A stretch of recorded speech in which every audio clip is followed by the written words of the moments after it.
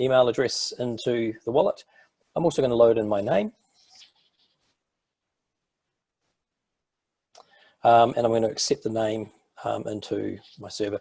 So this might be me loading data from RealMe. It might be loading in data from a banking service or information that's been verified elsewhere and is being issued out through a platform that allows us to consume those attributes into this wallet. And I'll just quickly do my address and then we can explore a couple of use cases. Cool. So I've just added in a fictitious address in there as well.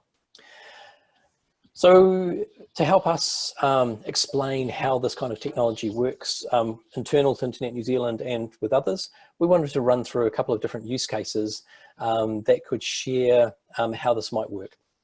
So one is we're a member-based organisation, so we have people signing up as members. So it's currently people would fill in an online form, they'd go through a payment process. We would then send out an email saying, here's your member details. But we're thinking, well, what could it look like if we sign up with IRMA instead? So by signing up with IRMA, the membership website's requesting two attributes, my email address and my full name, and I'm choosing to accept those. If I had multiple names or multiple email addresses, I could choose the email address that I wish, or the name that I wish to share. Those attributes have now been read-only ported through to the website. We'll finish signing up for my membership and become a member. And then we'd have a payment process that would complete this as well. Now, the interesting thing here is rather than email out saying, hey, welcome, you're now a member, we're actually able to issue a credential to the wallet that says that I'm now a InternetNZ member with attributes about what that membership is. So I'm going to accept that. Cool. Now we've got some member attributes out on my phone. What could we do with that? So things that members do, one of them is we do elections. So we elect and vote people into a council role, or it might be that we want to vote for a strategic direction that we want to follow, or it could be anything. For the sake of today, we've decided to do a cake election. Now I ran a demo of this yesterday, so it may fail, we shall see. And I'll explain why in a second. So the website, the election process, isn't asking for any information about me specifically. All it's requesting is that I have a membership date that is in the future, and that I have and it's generating a unique token for the election process. So it's anonymizing my interactions with this particular transaction. So I'm going to accept sharing that information. So it's provided an IRMA ID. I'm going to vote for my double chocolate cheesecake because that's my favorite, and I'm going to submit my vote. So it's a really simple process of how you could vote anonymously but verify through that process that we're an actual real member. And if I was to try and do this again, it would prevent me doing so because I've got that token embedded onto my phone. And it's a token I can't delete. And then the last use case I wanted to share was in the context of events. So thinking about tickets. So I want to sign up for NetHui. It's an internet event that we've got running in October. This is not live, but there's just an example. But we're going to use our membership, InternetNZ membership, to get a discount. So here I'm being asked to scan in. And what I'm doing is showing that I am an actual member, and those member attributes are being shared with the website. So do my payment, get my access pass, and then rather than email out a ticket, I'm having the NetHui ticket delivered directly into my, my identity wallet.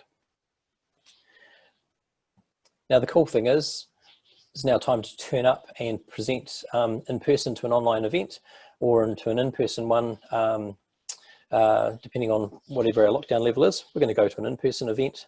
So rather than scan in at the registration table or present your ticket, we can just scan in with the QR code, verify that I've got a NetHui ticket. It's unique to me and unique to my phone, so I can't share it with anyone. And I've now registered as an attendance in that particular event. So these are just some really simple use cases just to help us explore conversations with people. And that was pretty much the end of the demo side of things. And just really sharing that we're quite early on in our journey here, very much focused on the citizen end of the spectrum, but really deeply looking at how we can create good connections with different types of infrastructure technologies that are bubbling out as the ecosystem continues to evolve. Awesome. Hey, thank you, David, for that. And great, yeah, really cool to see some stuff there live, even though it's in that demo environment. Hey, we've got a number of people. We've got a few minutes now. We can have a bit of Q&A with you before we go on to middleware. A number of comments coming through in the chat. And you did preface this and even end it with saying that this is you're experimenting with this. There's a few threads of questions coming through regarding accessibility, alternatives for a smartphone based that sort of stuff, as well as questions around security, you know, being linked to devices, corporate policies, and all those sort of things. I'm sure you've got a big list of considerations for this. How are you going about working through that? Sure. So, and thank you to Kay and Joel for engaging in that korero on the chat there. Just having a quick scan through. Accessibility is definitely a key focus, and as Kay knows, you know, it's of particular interest to us at Internet New Zealand.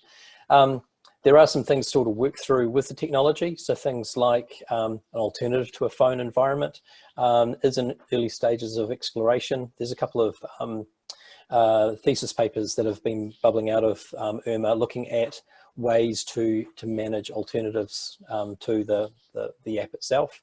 And the managing across different phones is still a thing to be managed. And there isn't a specific solution for yet. It's that balancing the absolutely guaranteed uniqueness of that identity on a particular device versus the ability to port that container to something else. And we still need to work through how we go about doing that.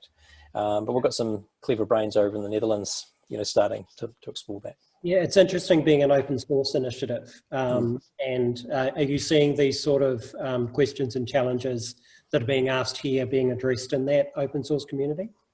Early stages. I think it's something that we're actually starting to raise as we come into these conversations. So we're entering, there's a few different technologies out there, and as we enter into these different technologies, we do come with an accessibility kind of lens going, how would this work, you know, for folks that don't have a mobile phone, or, you know, phones of a particular type or nature. So, and what we want to do is from inside the tent, see what we can do to guide those solutions to more accessible and transportable outcomes.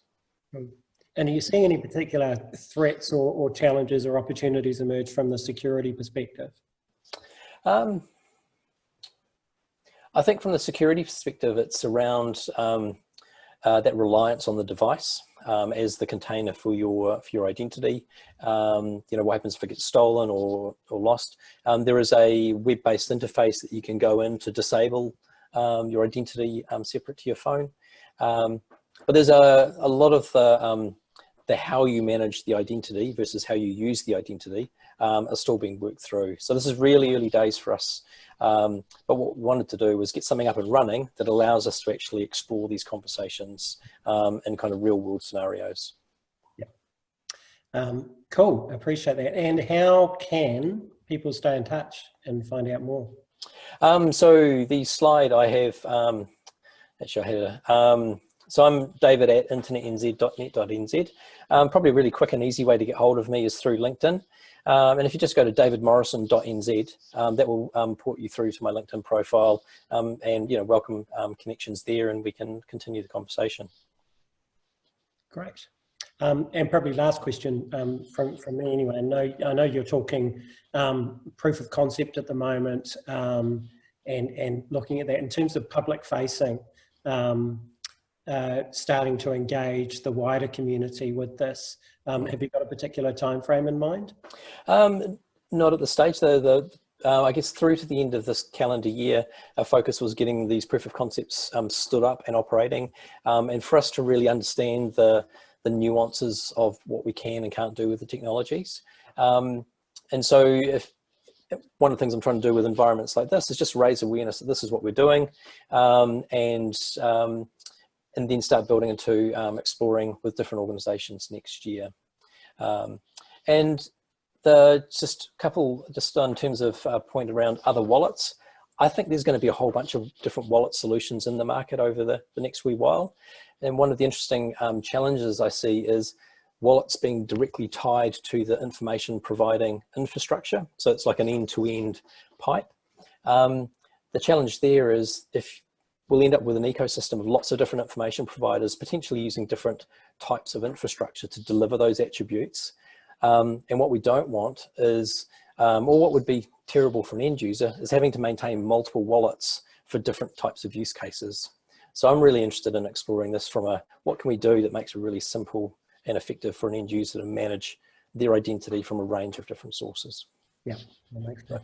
Well, Kia ora. Thank you, David. We will bring you back at the end as well to wrap up questions, but really appreciate your time, your input, and the energies of you and the product team in what you're doing. So thank you. We are going to go to Middleware New Zealand. So Matthew, if you want to bring on your video and audio. Sure. And to explain a little bit about the work that they do, what they're involved in, and then it's got a really interesting piece of work that they've been designing with one of the large organisations in New Zealand. So Matthew, over to you. Oh, thanks, Andrew. Can everyone hear me and see my screen okay? Yes. Cool, awesome.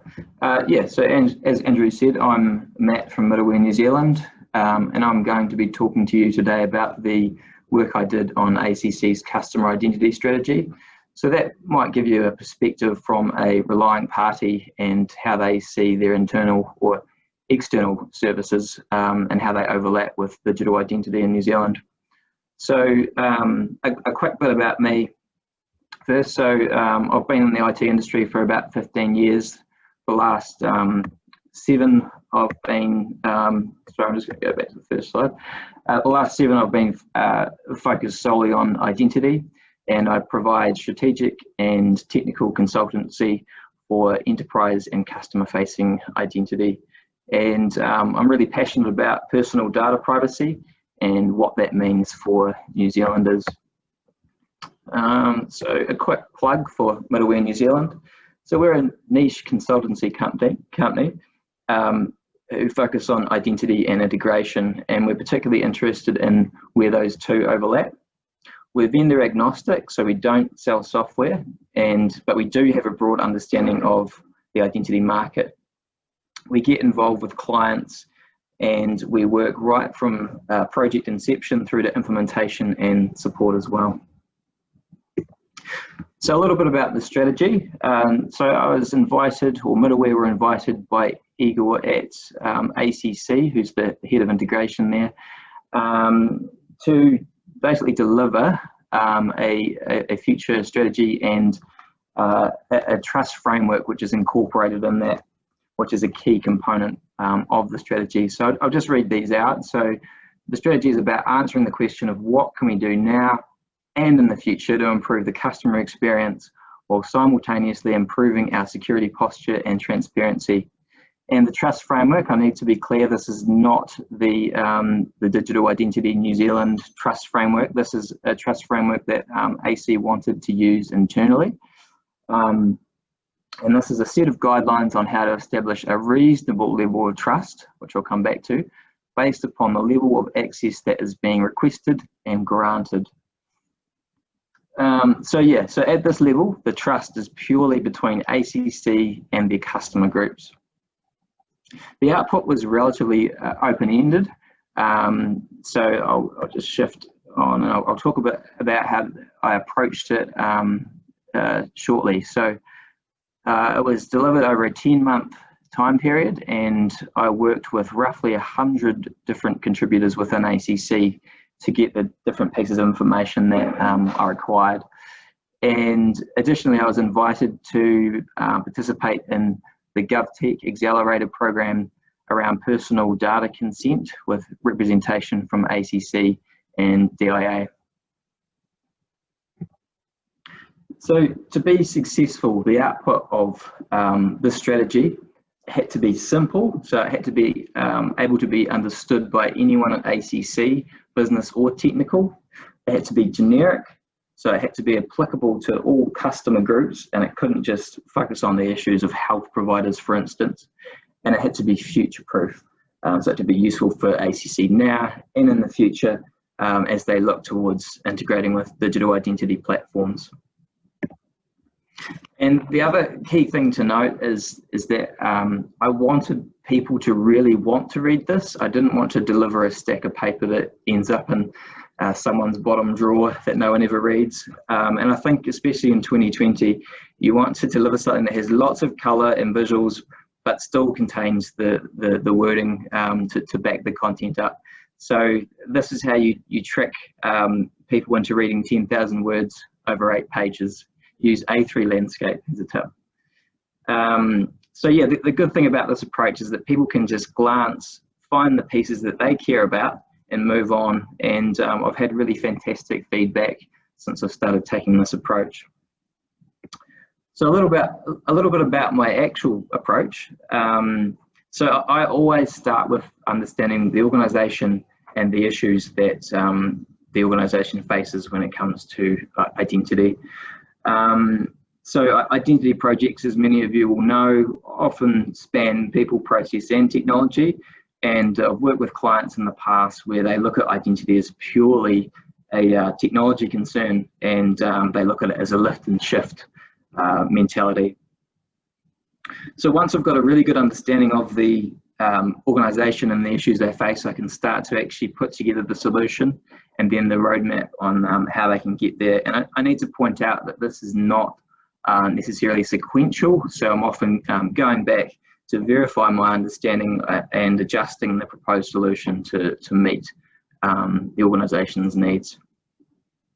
So since I've only got 10 minutes or so, I'll give you a really oversimplified version of the current and future states at ACC. So many of you probably already know, but ACC have 3 main customer groups. You've got clients, which is everyday New Zealanders who have been injured and they may need treatment or financial compensation or both. So they have access to a digital platform called MyACC, which lets them check on the status of their claim and request basic services.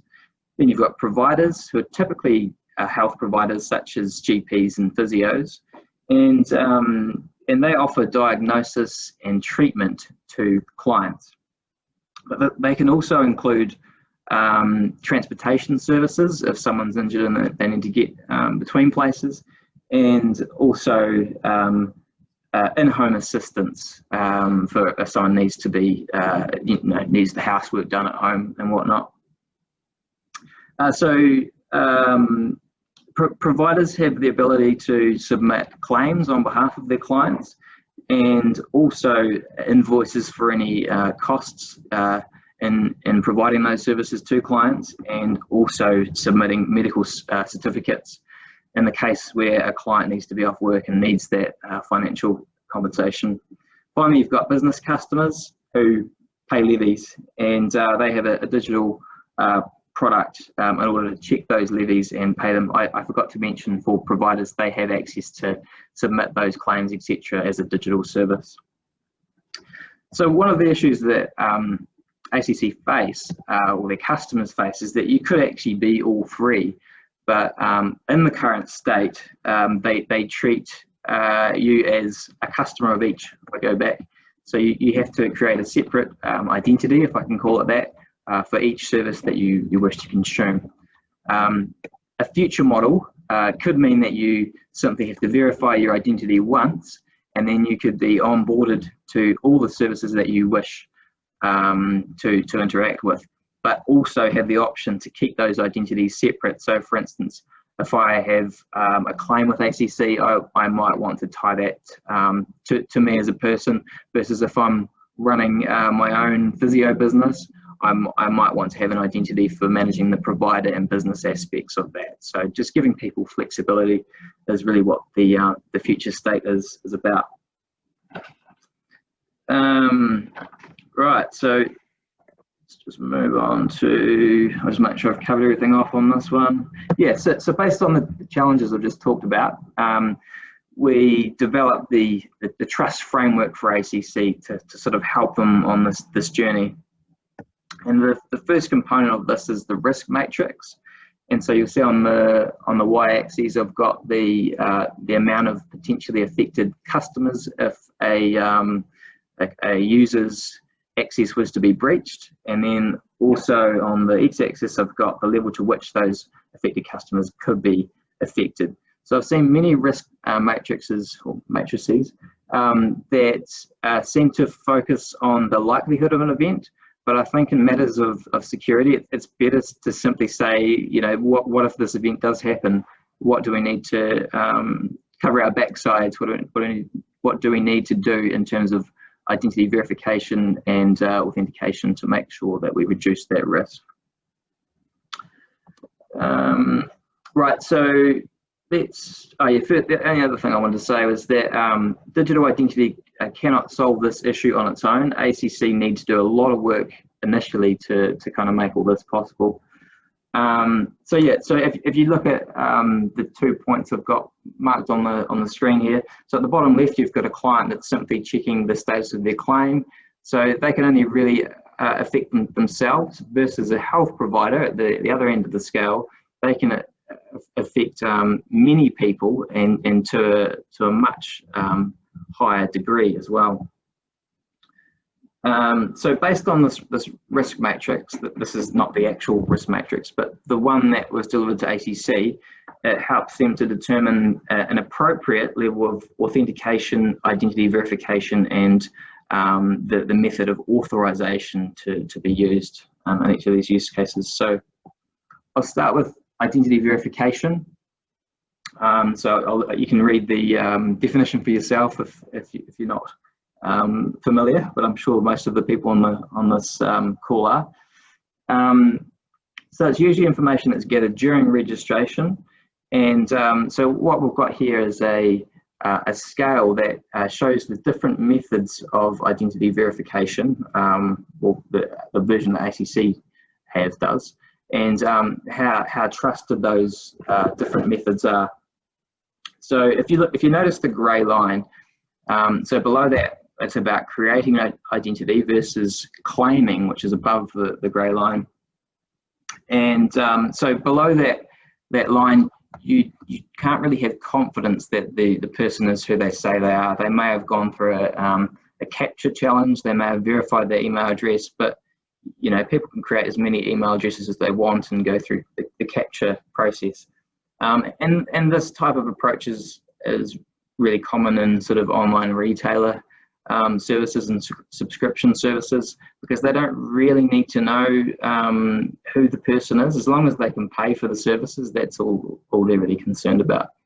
But then if we go above that line, which is what ACC care about, it's about someone claiming their identity. And this is where the digital identity stuff really comes into play, and can provide ACC with a high level of trust when someone's verifying their identity. So moving on to authentication. So it doesn't stop at identity verification, obviously. Once someone has verified the identity, ACC need to continually verify or authenticate the users that are accessing the services. So again, we've got a low to high trust scale, and at the bottom, someone could be completely anonymous, and then they may log in with a username and password, but usernames and passwords are known to be relatively insecure still, so that's low trust. But if you couple that with, say, a second factor, then you can bring that level of trust right up towards near the top there. And then the final piece of that is authorization, and this is not based on trust so much, it's based on granularity. So at the bottom, we've got coarse grain access, where it's sort of one size fits all. So all the customers, in essence, get to see the same set of functions. versus fine-grained, which is more applicable for providers at ACC. And so, for instance, you wouldn't want a taxi company that, submitting medical certificates on behalf of clients. They should only be able to submit invoices, and so you need that granularity to provide the correct level of access for the providers. And I think that's it. Just going back to the matrix again, so you can kind of see when you couple identity verification, authentication, and authorization together with this risk matrix, it helps ACC to determine the right level of security to implement to protect themselves and their customers. And that's it. Thank you very much for listening to my presentation. Awesome.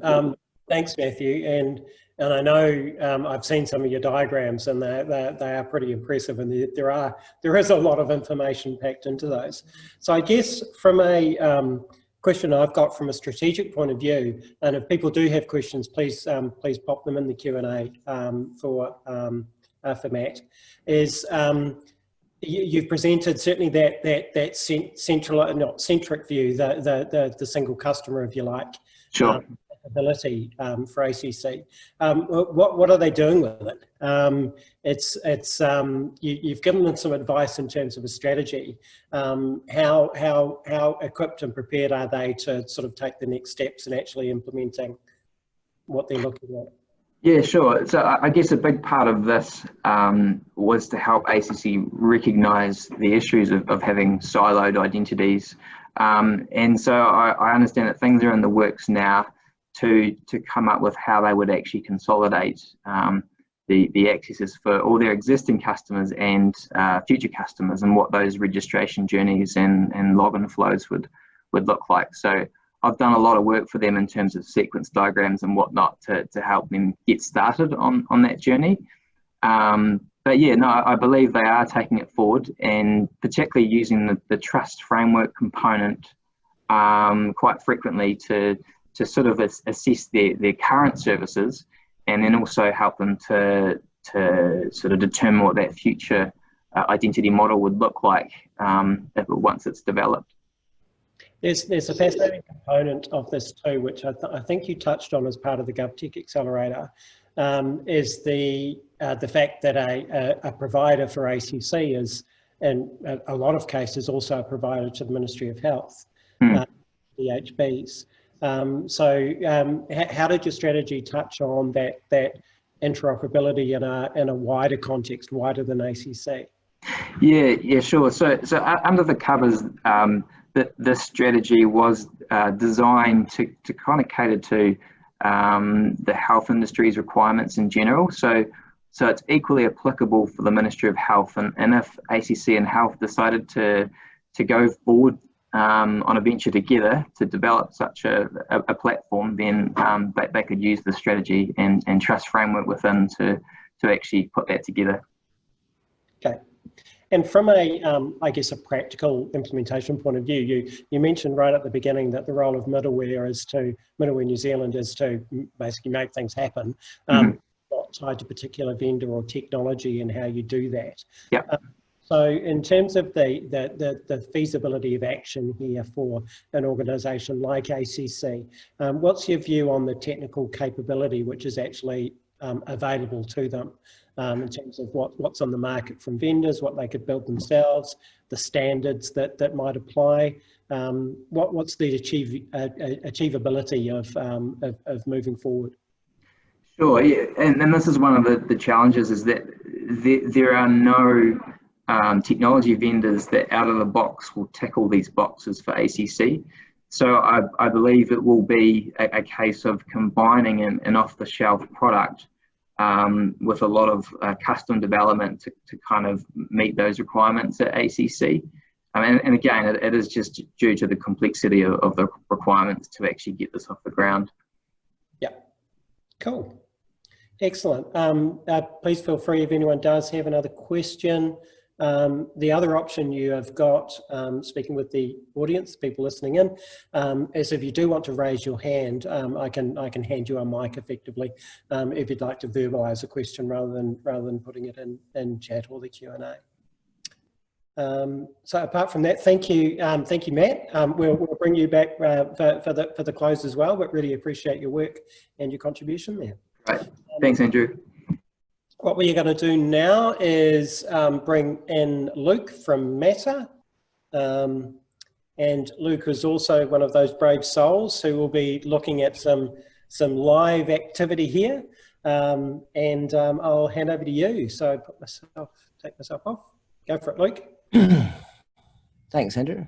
I'll just share my screen here so people can see. Yep. Just confirming. Yep. Okay, cool.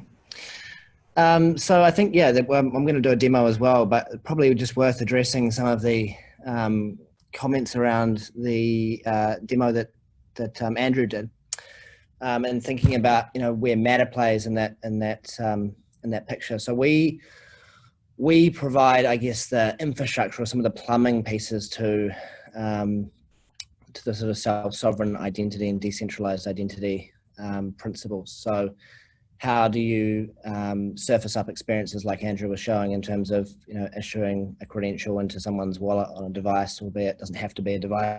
It could be issuing a credential about a company, or issuing a credential to a wallet that's, you know, held in custody for someone. You know, it could be to a kiosk. You know, we're not really opinionated about how these solutions show up. We're more, I guess, the sort of plumbing layer to making some of those applications happen. So we think that there's always been a missing kind of trust layer to the internet. And now that we've got so many, you know, millions or even billions of endpoints on the internet now, it's very difficult to figure out how to trust that endpoint. That endpoint could be, yeah, it could be an entity like a business, or it could be an IoT device, it could be AI, it could be, you know, there could be any number of different endpoints that you're dealing with on the internet. And, you know, how do you trust the endpoint you're dealing with? So that's sort of the crux of the problem we're trying to solve. And then the verifiable data part is, you know, sort of additional to that, I guess. Once you can establish trust, then, you know, how do you start to verify that trust ongoing? So, you know, if you receive a set of information from someone or something, how can you, you know, verify the integrity or the authenticity of that information? So our solutions are made up of, I guess, a set of building blocks for developers to help them solve some of these historically difficult challenges in regards to security, privacy, consent, authenticity verification, the things I talked about before. So if you're a developer of applications, you'll probably be using our products directly. And if you're a end user, you'll probably be using, you know, something like David was showing, and like I'll show in a minute, in terms of a wallet or a you know, some sort of web portal application that hides the complexity of these technologies, but probably depends on them. So our solutions combine sort of what we call the decentralized identity building blocks, so that, you know, those are things like decentralized identifiers or decentralized identities, and that's what David was making reference to before as well. So DINZ. So those are, you know, sort of privacy enhancing by design. They're portable between different contexts and for different types of endpoints, and they're always controlled by the user. And again, that user can be, you know, an end user citizen, or it could be a business. You know, data is a really interesting subject. Obviously, there's a huge amount of data out there today on the web, but a lot of the data is unstructured, and it's not really easy to tell how that data came to be, or, you know, where it originated even. So it's not signed, and it's not really linked across all these contexts. It's kind of siloed and disparate. So that's another big problem, and you can't really solve that problem without solving the identity problem. So, you know, the crux of it for us is if you can start to solve, you know, the identity problem, then you can start to solve many other problems as well, like, you know, verifiable data, verifiable processes, and verifiable relationships. And then underpinning all of that is sort of something a bit more kind of deep techie, which is the cryptography. So that's where we spend most of our time. The majority of people that we have in the team are engineers and focused on kind of that deep tech and some of these novel cryptographic approaches around security and encryption. So we spend, as I say, most of the team are very engineering centric. So we spend a lot of time in the standards community globally, working with Worldwide Web Consortium and other organizations like the Decentralized Identity Foundation. So the sets of products we offer, most of what we offer as part of the core suite of products is a set of capabilities for developers to build applications. So everything from how do you manage the keys, the cryptographic keys, and inside things like decentralized identifiers.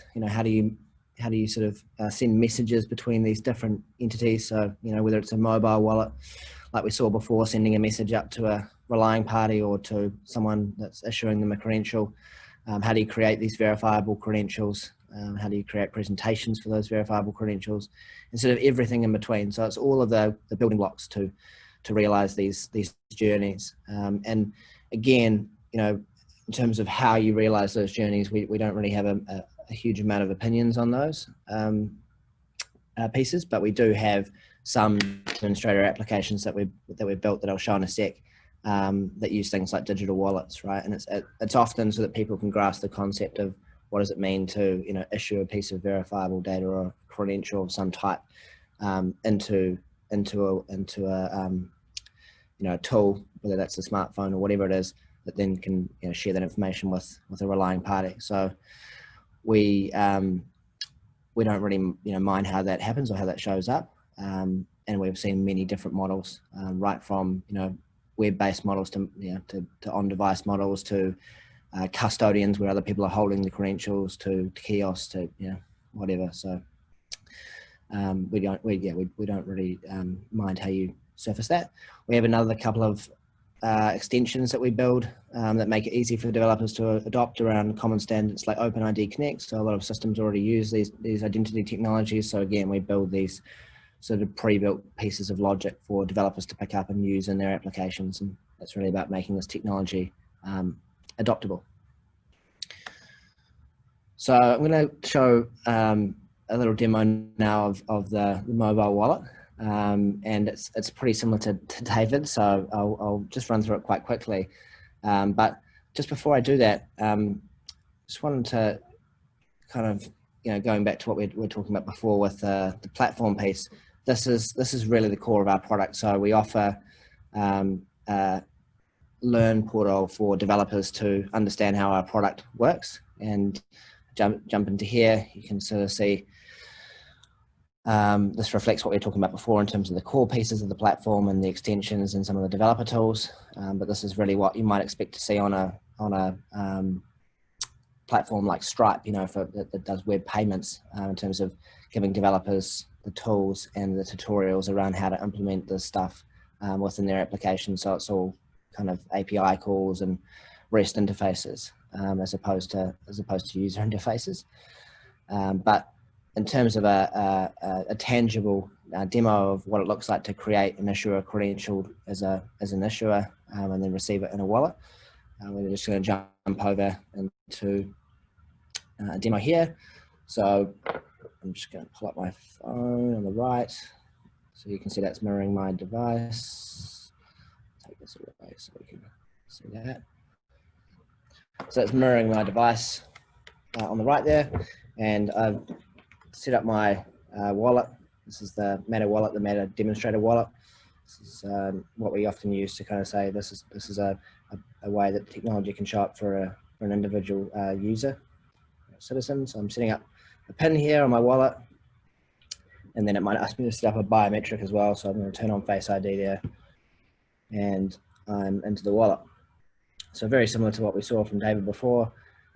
Scan the QR code. This time we're going to show a passport issuance journey. So this is someone that wants to get what we call a personal identity or a passport credential into their wallet, and that will enable them to maybe go and get a whole bunch of other credentials, right? And that could be, you know, anything from sort of my, my personal, you know, account information with my different, you know, providers that I'm with, or it could be, you know, health and wellness information. It could be my qualifications. It could be to do with my business or professional life as well. So if I'm a director of a company, for example. So these are just some of the examples of credentials that you could obtain with this wallet. But we have chosen to get a passport credential, and that's why we've got the QR code as we've scanned it there. That's why we've got the screen here, which says I'm scanning a QR code and I've been sent an offer from the government of Aotearoa. And one of the, you know, the big things that is part of this ecosystem that we're building is this idea of a verifiable organisation network. So how do I know that I'm dealing with the government of Aotearoa and not, say, a malicious actor that's trying to phish my information? So all of these entities that I'm dealing with in this ecosystem also have credentials. So if I was to look at us over here, this is the New Zealand, sort of a mirror of the New Zealand Companies Office. We've issued every New Zealand company with its own credential. So now you can start to see the information that relates to a company. So the primary business data, public information issued in this verifiable credential format that can be verified by a wallet. So what this means is that there's a really easy way for any application in the ecosystem to go back and verify that a company has a credential that is issued by NZBN or by NBIE. And so this is just one example of how it might be used by a digital wallet to verify the authenticity of who we're interacting with. Now, if I click view offer there, again, it verifies the credential offer.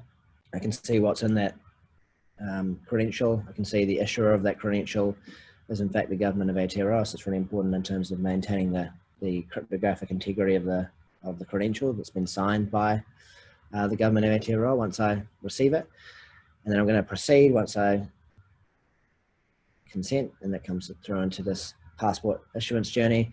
Now what's happening here is we're actually going out to the third-party provider. So in this case, this is a authentication journey provided by the government of Aotearoa. So I could have been asked on the screen to put my, real me username and password in or something like that, and they use that to authenticate me, or I could use some kind of third-party journey. So something like the one-time identity service provided by the DIA. So if I go through here and enter my information, click allow, and there's a bug in iOS 14. I just upgraded my phone that doesn't allow the camera to be used.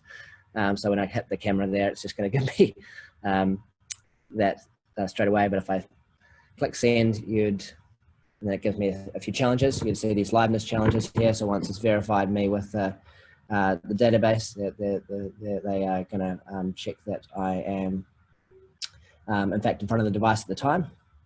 It's a lovely photo of me.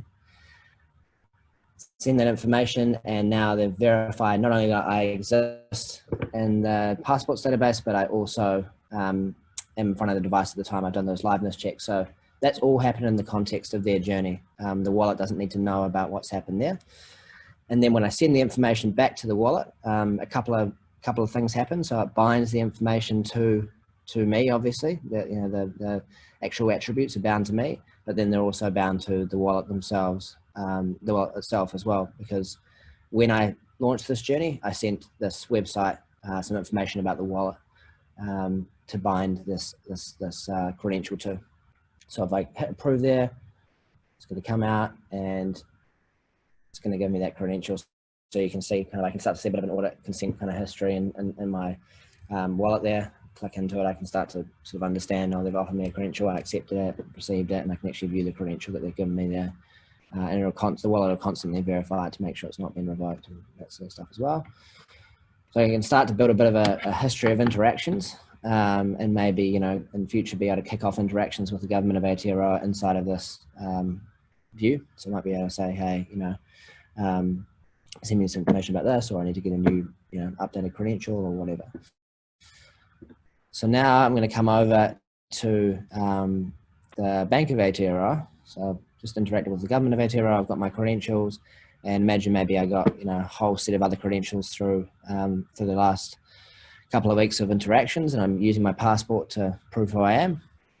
But now I've decided I want to sign up for a bank account.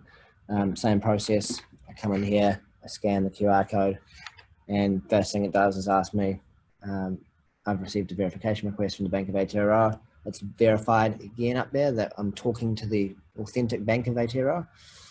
And then I click on view verification request. It shows me all of the information that I have to provide, in the same way that David showed you. You know, you can select different credentials from different things as long as it's selected, as long as ones that are selected are accepted by that relying party.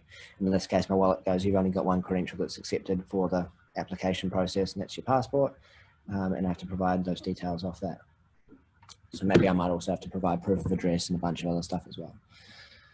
So I've gone through there and I've done that verification, but you know, now the bank might say, okay, well, we've been able to independently verify you, and we you know, accept that you are you, and we've given you a bank account, but now we're going to give you a additional credential, which is your bank account as a credential. So now I've got this account ID credential from the Bank of Aotearoa.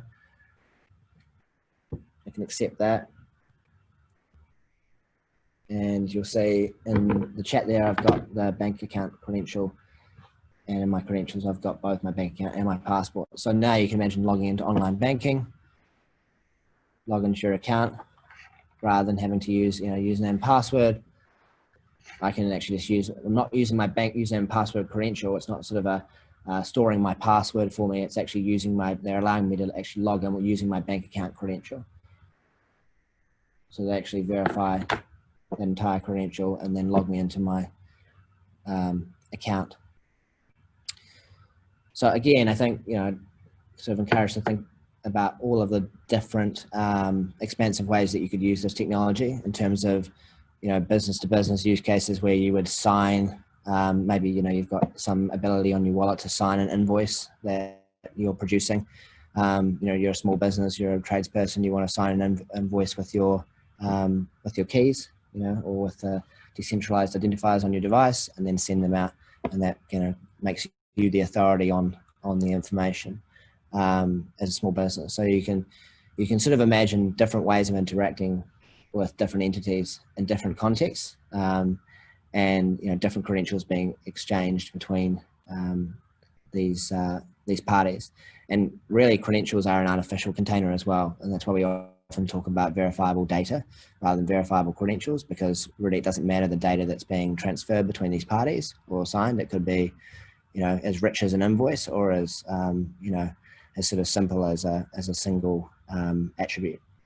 So we really talk about anything in the digital economy, any transaction that requires any level of verifiability. So if you think about any time data needs to be transferred between two parties or two or more parties, and there's some requirement to verify that information, whether it's verify the data, you know, the data hasn't been tampered with, or verify the relationship of that data with other data, or verify a process was carried out to master that data. All of those things are kind of possible with the solutions that we're building. So I'll just go back now to this deck here and just talk about, in terms of, again, where we're playing, we sort of play at both layers. We obviously, you know, are quite active in the governance and trust framework layer as well, because ultimately at the end of the day, you know, you need to be able to agree on a set of principles and a set of human trust layer, ways of interacting with one another, and that's all around sort of the trust framework, and having, you know, specific kind of national trust frameworks or domain specific trust frameworks, and trust anchors that you tree up to as part of those, and that they don't have to be government trust anchors. They could be, you know, specific for specific communities, and roles within those different trust frameworks as well. And then there's obviously the whole application layer, which, as I say, we're not really opinionated about, and then the building blocks, which is what Mattr builds. And then everything sort of below that is around the standards and the cryptography layer. So most of our work on a day-to-day basis is in that realm.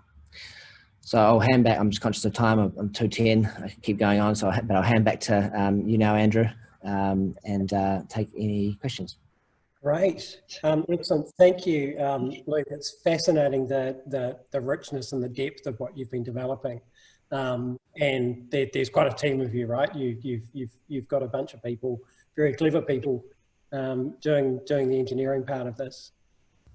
Yeah, we've spent kind of a lot of time, I guess, as a very technology-led business, and when we first started looking at this, it was from very much a technology angle, and I think it's you know, we've sort of had the reverse journey of a lot of businesses, right, where you start with a set of problem statements at the human level and think about, you know, what are the problems and what are the journeys you're trying to solve for. We've sort of come from the opposite angle, but I think, you know, that's meant that we've actually brought some humility into the technology, because as we've kind of figured out what the problems that people are trying to solve are with this technology, we've been working with a lot of people locally and internationally on their use cases. It's meant that's given us quite a breadth of sort of things to take back into that sort of deep tech community. So we almost see ourselves as now a bit of a translator between, you know, we're operating up here in terms of some of these real world use cases, and, you know, gathering all these inputs, and then trying to reflect that back into some of the deep tech and cryptography and standards. Yeah. So, and you've just launched that platform, right? In terms of the developer portal and those sort of things. That's pretty new. Yeah, we have. Yeah. So we've just launched access to the platform for developers. So there's a sandbox. If people are interested, they can go online and sign up on our website. And all the stuff I just showed in terms of the Learn portal and stuff is available there as well. So if people want to go and sign up, they can go and do that through the website. And then if you want to reach out and work with us sort of in a more assisted capacity, we're also running an incubator for companies to work with our technology. Yeah. Cool. Conscious there opportunity, any questions that people might have to ask? There's one from Kay. What mix of lived experiences of issues do the dev team at Mattr have? Are you talking accessibility there, Kay?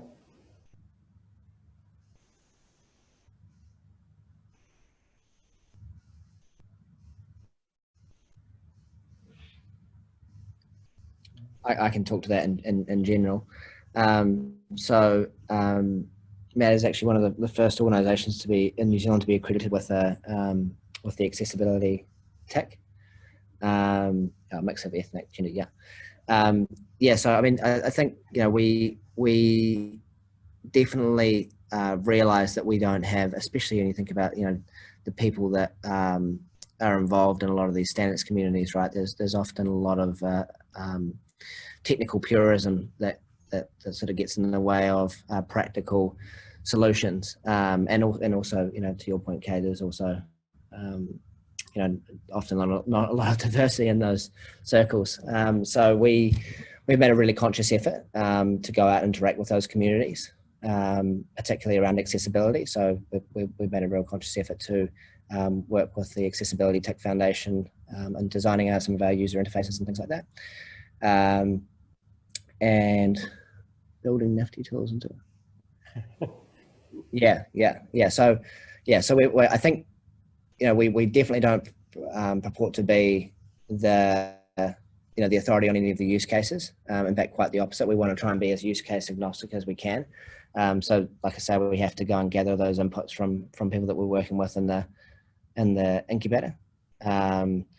And, you know, we've worked with quite a variety of different parties in that incubator, and you know, different needs across different industries, and particularly around the, you know, to the Māori stuff, the relational view of identity is sort of quite different to the attribute-based view of identity. So how do we accommodate those types of use cases in the wallet? How do you not set your tech up so that it's, you know, can only only accept sort of an authoritative attribute-based view of identity? How do you have, you know, different trust anchors and different trust frameworks that can be accommodated and things like that? So, and it's interesting, because you talk about that you're deliberately agnostic in a way in terms of how things get supplied. You're self-consciously working on the infrastructure there is there's a balance to the communities in which you're engaging with, that you're looking to build the richness out. I'm conscious this is probably a good opportunity to bring everyone back on, Matthew and David as well, because one of the questions I've got for all of you, and thank you, Luke, for your presentation. It's impressive work, the platform that you guys have been building. Really want to congratulate you on that. One of the things with all of you providing, all of your organisations providing that sort of middle ground, the bits that connect digital identity together, what do you see as the challenges and the opportunities in terms of what's next? How do we make this real, and how do we address some of those challenges around accessibility, around privacy and security? So not just using the technology, but using the technology in a way which is enhancing the life and the value of the people who are using it. So what, from your perspectives, what do you see as, who do you need to be working with in order to take the next steps in this journey? I'll jump in there a little bit. I think for us, and I really sort of appreciate Kay's input here around the exploring how these kinds of technologies work for folks that aren't sort of in the mainstream of the world, in terms of being either excluded from internet access or from an accessibility perspective. So making sure that we design and build things that meet all communities. And I think, Andrew, you and I have had a conversation in the past about, don't design for the average, design for the extremes. And I think the only way you can do that is by working with those communities. So there's a range of different technologies, and I think exploring how we can take some of this emerging technology and make it fit for purpose to the full range of use cases, I think is really important. And then also exploring with each other where there's opportunities to improve the usability of our different services. I know Luke and I've had conversations with others around the role of domain names as like trust anchors. You know, they become visual clues to making things simpler and easier to understand. So I think it's being comfortable working together to explore the unknown, and being open to going down, you know, paths that may result in dead ends is a key thing we've got to accept. Matthew, interested in your perspective on this. Middleware, I'm assuming in a lot of cases you've got your existing customers coming to you saying, help solve our identity challenges. What do you see as the steps we collectively need to take in order to actually start actioning and implementing some of this and addressing some of the challenges that are there? Yeah, so I definitely think after working with ACC and others, a big part of this is about organisational readiness. And once those platforms such as what has been presented today are available, I feel like a lot of organisations need to do a bit of a stock check and understand their customers and their use cases a little better. Yeah, I feel like that's going to be the biggest barrier. The technology is going to be there, but the organisations are not going to be ready to adopt it until they do those checks. That's a really good reflection. Really appreciate that insight. Luke, you've probably got some thoughts on that as well, because you've got this treasure trove sitting there. How do you get people to draw in to actually start applying? Yeah, I think it's been one of the biggest challenges for us, and thinking about how, I mean, definitely, you know, echo Matthew's thoughts around the organisational piece. You know, we've interacted with a lot of organisations over the last kind of 24 months, and probably the biggest theme, you know, is people's sort of willingness to start thinking about this stuff, and then, you know, how ready they are within their own organisation to, you know, action a change like this. So, you know, in particular, you've got things like GDPR and some of those driving forces around, you know, data.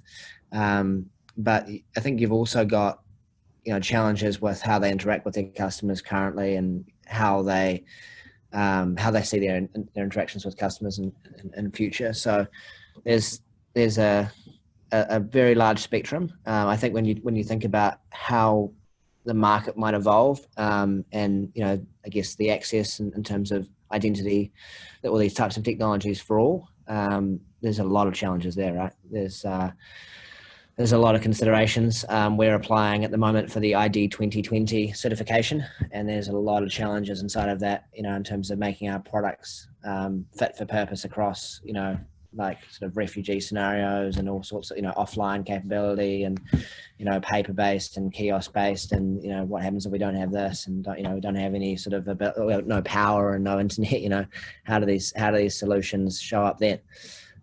So, designing for all of that is difficult, but I think, there's nothing that's technically infeasible in sort of the architecture of the technology. It's just more about how it shows up and how you solve it.